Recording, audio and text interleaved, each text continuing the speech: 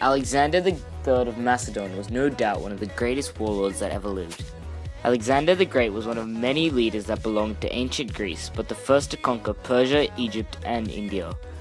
Alexander was born on the 20th of July, 356 in Pella. He was a son to the great Philip II of Macedon, who conquered Greece. An achievement in itself, but nothing compared to his son. As Alexander grew up, he started to learn about the world around him through many tutors such as Aristotle.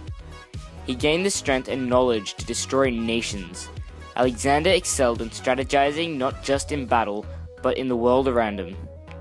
As he grew up, his mother, Olympias, princess of Epirus, started to separate with Philip, until the point that Olympias had to escape back to Epirus, taking Alexander.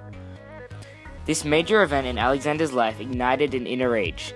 His father fell in love with another mistress. This had created the risk of Alex not becoming king, which could not happen. In times to come, Alex returned to Macedonia when his father had mysteriously been assassinated. Wink wink, nudge nudge. Alex had become the king of Greece at the age of just 18. Once again, this wasn't good enough for Alex. He had to conquer Greece's enemy, the Empire of Persia. This is where his 10-year journey had begun. Alexander had set out to conquer the greatest and biggest empire of ancient times. As he traveled across the coast of Persia, he conquered city after city after city. He had to conquer them before he moved further inland to minimize the risk of attack from behind, just one of his many strategies to finally conquer Persia. As he headed further south, Alex had come across Tyre, a small city island offset from Persia by about a kilometer. For Alex to move on inland, he had to make sure the city would not risk his journey.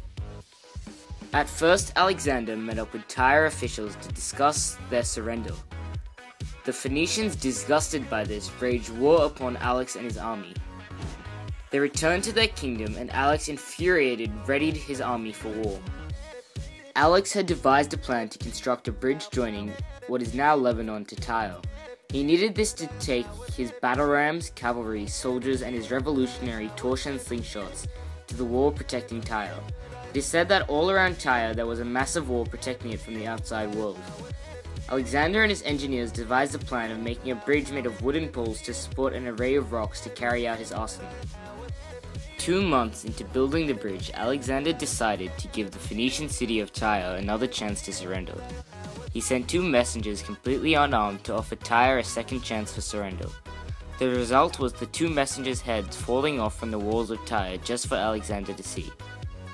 On top of this, the bridge was becoming harder and harder to build as the water went deeper. The construction was becoming more and more complicated. In an attempt to flee away Alexander's army, the Phoenicians sent out a ship filled with sulfur to try and suicide and burn down the bridge.